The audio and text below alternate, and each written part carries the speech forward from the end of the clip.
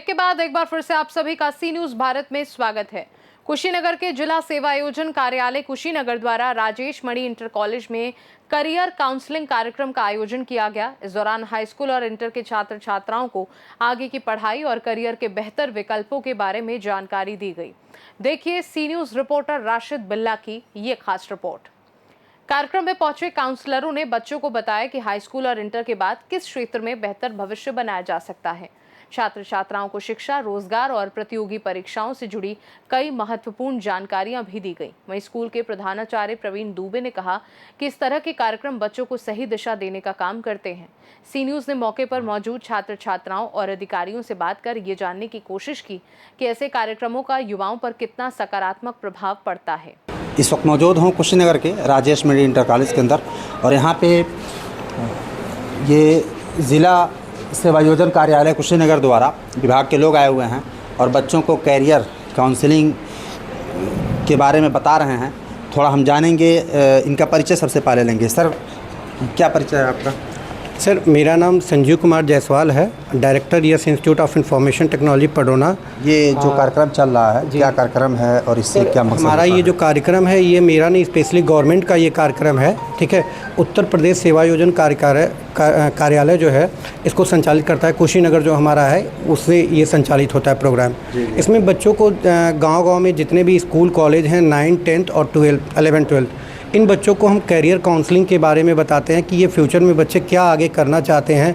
जैसे बहुत सारे बच्चों के पास उनका अपना कुछ मिशन नहीं होता है, कुछ विज़न नहीं होता है, तो इसको क्लियर करना होता है। और बच्चों के अंदर ऐसे बहुत सारे सवाल होते हैं कि सर हम फ्यूचर में 10th कर लिया तो हम क्या कर सकते हैं, 12th कर लिया तो क्या कर सकते हैं।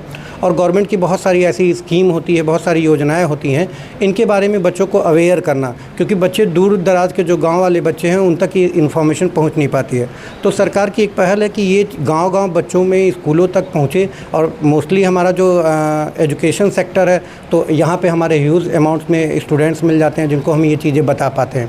तो हम स्पेशली इन्हीं सारी चीज़ों के बारे में बच्चों को बताते हैं और बहुत सारे बच्चे इससे लाभ भी उठाते हैं चीज़ों को। बहुत सारे बच्चों का क्वेरी भी निकलता है, तो हमें भी ये पता चलता है कि बच्चे करने वाले क्या हैं, क्या करना चाहते हैं, और फिर उनको स्कूल के द्वारा या हमारे द्वारा या विभाग के द्वारा उनको एक स्पेशल पाथ मिल पाता है कि हम फ्यूचर में क्या करेंगे। तो आप जो ये कर रहे हैं इसका लाभ अभी तक कितने बच्चों को मिला होगा तकरीबन?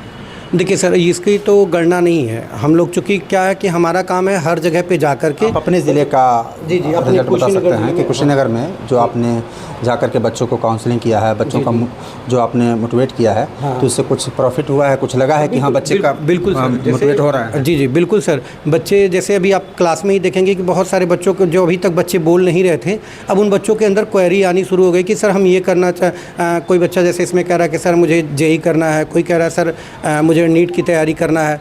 तो बच्चों के अंदर ये चीज़ें होती हैं, उनको कुछ ना कुछ उनका समझ में आता है कि मुझे फ्यूचर में क्या करना है, बट अभी तक वो दबा रहता है, वो अपने मन में बस रखे रहते हैं, उस चीज़ को निकालते नहीं हैं।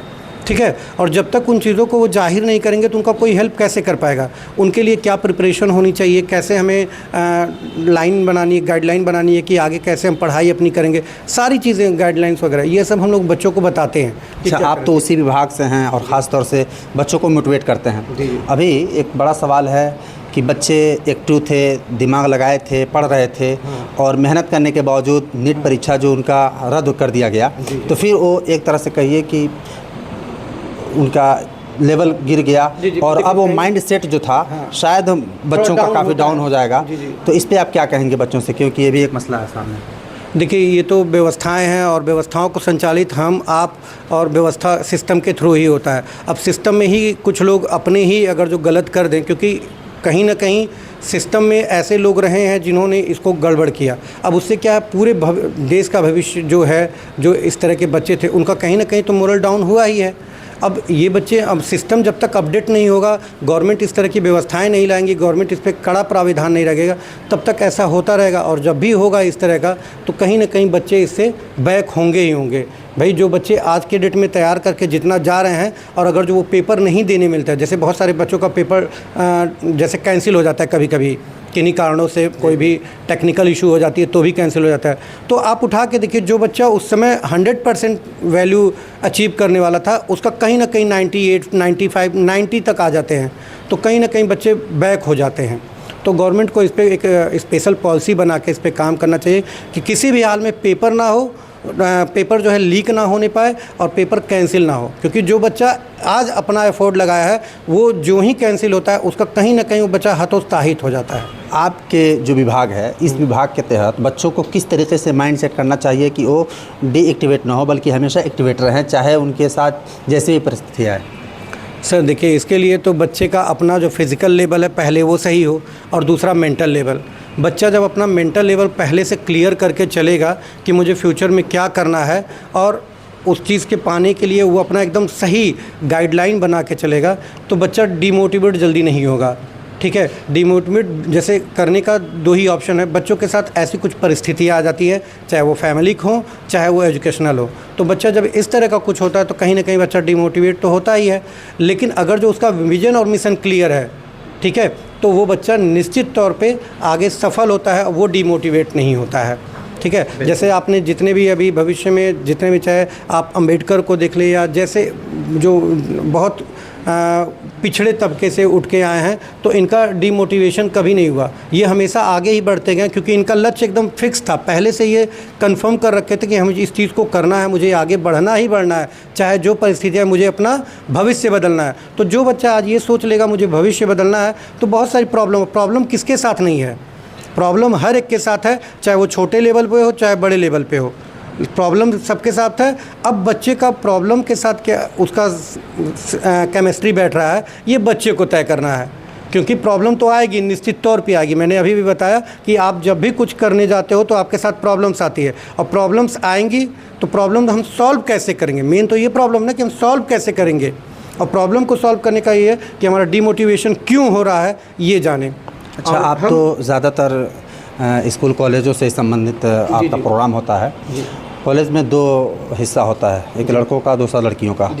आपके हिसाब से इसमें ज़्यादा पढ़ने में या फिर ज़्यादा जल्दी बातों को कैच करने में या ज़्यादा लेवल ऊपर तक जाने में ज़्यादातर किनका हिस्सा रहता है, लड़के या लड़कियों का? देखिए, ये कोई मतलब मतभेद करने का उसमें वो नहीं है, मतभेद नहीं है। मतलब यह है कि बच्चियों काम के हिसाब से बच्चों का जहन बटा रहता है। बहुत अच्छे बच्चे भी हैं, बहुत अच्छे बच्चियाँ भी हैं। बस दो ही चीज़ हैं जो मैंने बताया, डिमोटिवेट क्यों होते हैं। अगर जो ये बच्चों का जो रुझान है वो पढ़ाई की तरफ नहीं है, तो निश्चित तौर पे वो बच्चा आप कितना भी पढ़ा दीजिएगा उसके साथ वही प्रॉब्लम रहेगी।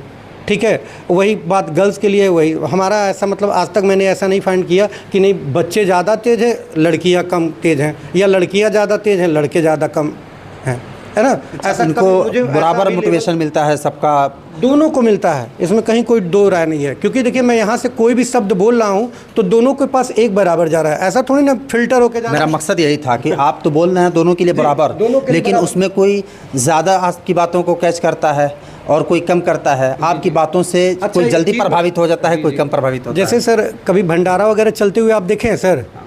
देखा है ना। तो आप ये बताएं सर, भंडारे में कौन से लोग जाते हैं? जो 4 व्हीलर गाड़ियों में ज़्यादा घूम रहे हैं वो जल्दी पहुंच जाते हैं, या जो बेचारे को खाना नहीं मिल रहा है वो जाते हैं? जाहिर सी बात है, जिसको खाना नहीं मिलेगा। सही बात है ना, जिसको खाना नहीं मिला। तो वही बात यहाँ भी है, जिसको शिक्षा चाहिए, जिसको अपना भविष्य बनाना है वो पहले जाएगा, और जिसको नहीं करना है वो बाद में जाएगा, चाहे कोई भी हो।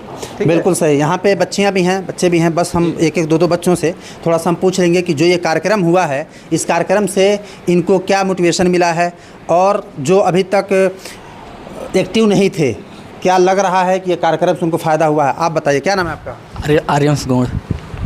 ये जो कार्यक्रम हुआ है सर, अभी तक जो समझाए हैं, बताए हैं, इससे कुछ मोटिवेट हुए हैं आप? जी सर। कुछ समझ में आया है? जी सर, समझ में आया है कि हमको जो मतलब जो करना है वो जल्दी करना होगा, वरना समय निकल जाएगा तो नहीं कुछ हो पाएगा। बिल्कुल। आपको कुछ समझ में आया है? Yes sir. क्या समझे आप इससे? इससे समझे, और हमको जो तैयारी करना है उसके लिए सर से जो जानकारी लेना हो ले। जी जी। और जिस वही। और आप लोगों से कोई बोलेगा? आप बताइए। जी हाँ सर, मेरा नाम मिनहाज आलम है, और मैंने इससे ये मोटिवेट सीखा कि हमें जितनी भी तैयारियाँ कोई भी चीज़ें करनी है तो हमें छोटे लेवल से लेकर बड़े लेवल तक पहुँचना है, जिससे हमें अच्छी से अच्छी चीज़ें मिल सकती हैं। बस। आप लोगों में से कौन कोई बोलेगी? आप बताइए, क्या नाम है आपका? My name is Divya Kashyap. Sir जो बताए हैं, हमको बताएं कि कौन से सब्जेक्ट से किस चीज़ की तैयारी कर सकते हैं, और मतलब हम लोगों को अगर कोई डाउट हो तो सर से पूछ के क्लियर कर सकते हैं। और बाकी मतलब अपने फ्यूचर में जो करना चाहते हैं रास्ता सर मतलब अगर कोई डाउट हो तो सर बता सकते हैं। जी जी। और इधर जी, क्या नाम है आपका?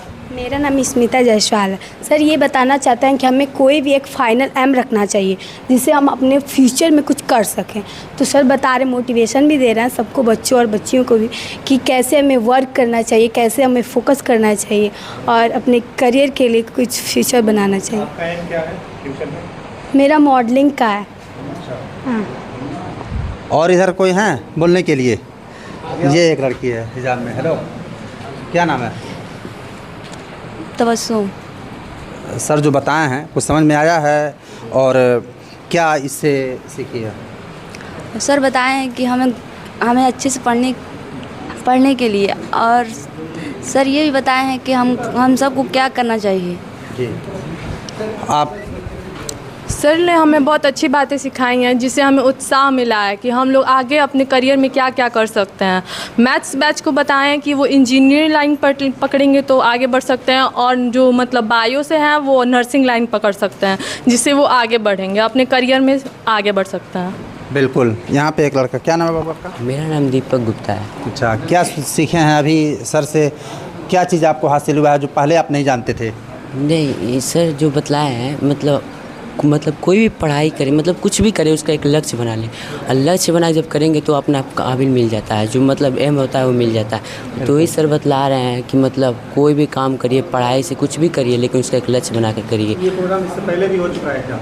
नहीं, मेरा मतलब मैं 11th का मैथ से जी, चलिए, पहले भी प्रोग्राम होता रहता है, लेकिन अभी तक जो कार्यक्रम ये हुआ है इससे ये तो अंदाज़ा हो गया है कि बच्चों को, ख़ास तौर से जो गांव देहात के बच्चे होते हैं, उन्हें अपना लक्ष्य नहीं मालूम होता है, और उन्हें ये नहीं मालूम होता है कि हाई स्कूल इंटर करने के बाद से हमें आगे कौन सी पढ़ाई करनी चाहिए, किस विभाग में कदम रखनी चाहिए, या फिर किस सब्जेक्ट से हमें किस में जा कर के आगे अपना कैरियर आजमाना चाहिए।